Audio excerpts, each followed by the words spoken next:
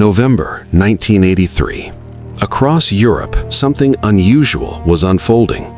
Long lines of military communications buzzed across NATO networks. Encrypted messages flew between command posts, activating alert protocols and exercise schedules. Troops were being repositioned, missile crews were on standby, and high-ranking officials in secure bunkers and command centers were preparing for something that appeared horrifyingly real. To NATO commanders, this was just a military exercise, a training drill designed to simulate nuclear war. But thousands of miles away, in the Kremlin, a different story was emerging. Soviet intelligence analysts were reading the same signals. They believed the United States was preparing a real nuclear attack, and in the tense hours that followed, the Soviet Union began quietly preparing its nuclear forces. Bombers were placed on standby, missile units were alerted, commanders waited for the signal that could trigger the most devastating war in human history. All because of a single NATO exercise called Able Archer 83. And here's what makes this terrifying. The Americans had no idea the Soviets thought it was real.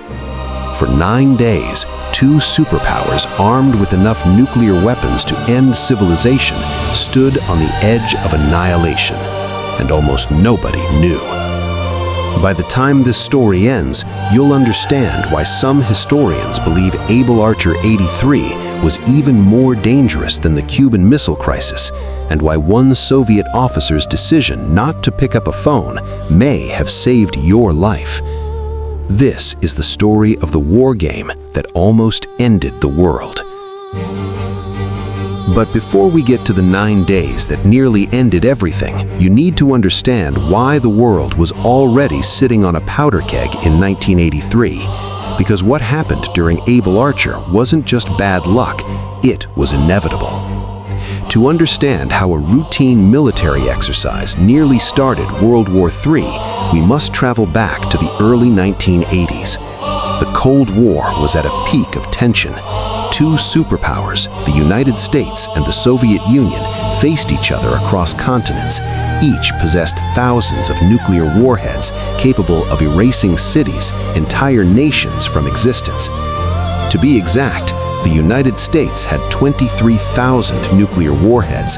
The Soviet Union had 35,000. Between them, enough destructive power to destroy human civilization 10 times over. In 1983, relations between the two powers were more dangerous than they had been in decades. Earlier that year, something happened that changed everything. September 1st, 1983, a Soviet fighter jet shot down Korean Airlines Flight 007, a civilian Boeing 747. 269 people died, including a sitting U.S. congressman. The world reacted with outrage. President Ronald Reagan called it an act of barbarism. The Soviet Union claimed the plane was a spy aircraft. Trust, already fragile, shattered completely. And this is where things get dangerous, because after Cal 007, Soviet leadership became convinced of something terrifying. They believed the United States was preparing for a first strike, a preemptive nuclear attack designed to destroy the Soviet Union before they could respond. And when you believe your enemy is about to destroy you, you prepare to strike first. What I'm about to tell you next explains why the Soviets weren't just paranoid, they were following a plan designed to detect the exact moment before nuclear war began. And in November 1983, that plan told them the attack was coming.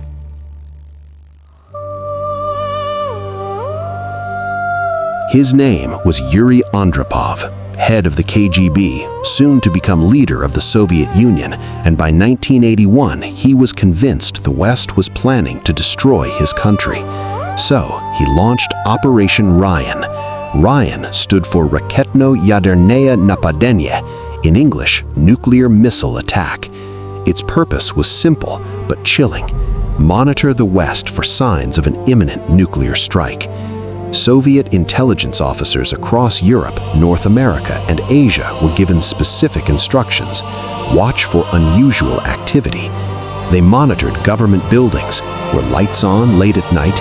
Embassies. Were diplomats suddenly leaving? Military bases. Were troops being mobilized? Hospitals. Were blood banks being stocked?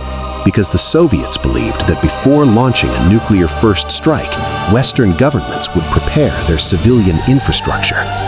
But here's the problem. Operation Ryan didn't just detect threats, it created them. Every normal activity looked suspicious.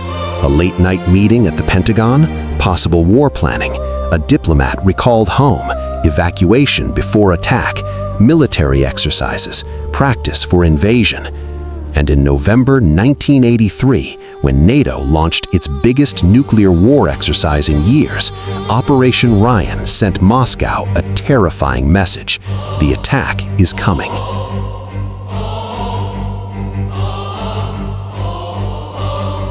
November 2nd, 1983, NATO headquarters issued the alert.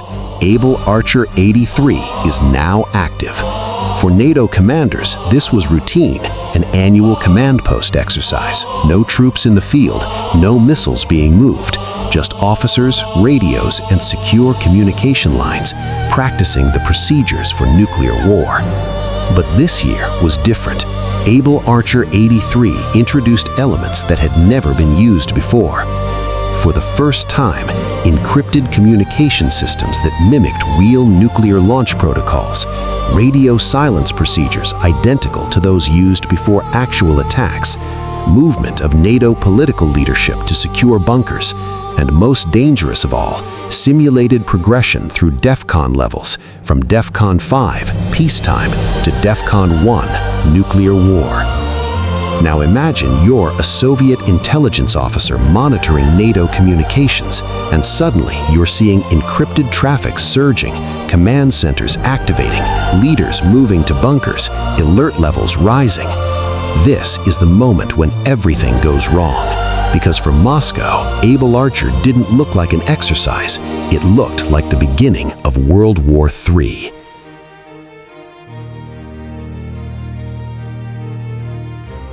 November 5th, 1983, Day 4 of Able Archer. Inside KGB headquarters at Lubyanka Square, Moscow, analysts filed urgent reports. Subject: NATO military activity, possible attack preparations. The reports went up the chain, to Defense Minister Dmitry Ustinov, to KGB Chief Viktor Chebrikov, and finally to Soviet Secretary General Yuri Andropov. And this is where the world enters its most dangerous moment, because Andropov was dying, kidney failure, barely able to leave his hospital bed, his judgment clouded by illness and fear, and the reports in front of him said the same thing: the Americans might be preparing to strike. The Soviet response was immediate. Nuclear-capable aircraft in East Germany and Poland were placed on heightened alert. Strategic bomber crews were briefed for possible combat missions. Missile units across the Soviet Union received preparatory orders. Launch crews stood by. At a missile base in Ukraine, a young Soviet officer named Stanislav Petrov was on duty. He didn't know about Able Archer. He didn't know NATO was conducting an exercise. All he knew was that his commanders was suddenly on edge, and if the order came to launch, he would have 15 minutes to end the world. But here's what makes this terrifying. Neither side knew what the other was thinking. NATO had no idea the Soviets thought it was real. The Soviets had no idea NATO was just pretending. And for 9 days, two superpowers armed with enough nuclear weapons to end civilization stood on the edge of annihilation, and almost nobody knew. What happens next depends on one thing: a decision made by a Soviet intelligence officer in London who broke protocol and made a phone call that changed everything.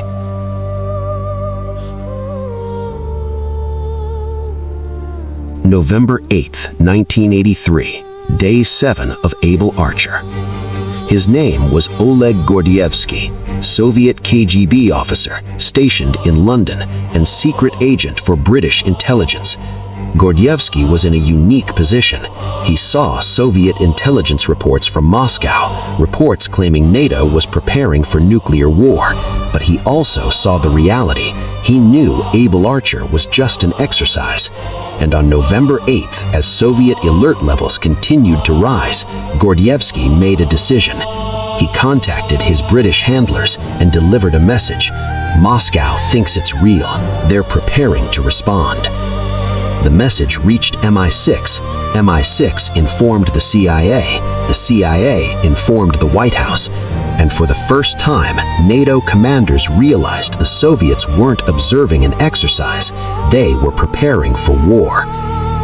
Now NATO faced a terrible choice: cancel Able Archer immediately and confirm Soviet suspicions that something was wrong, or continue the exercise and risk the Soviets launching a preemptive strike.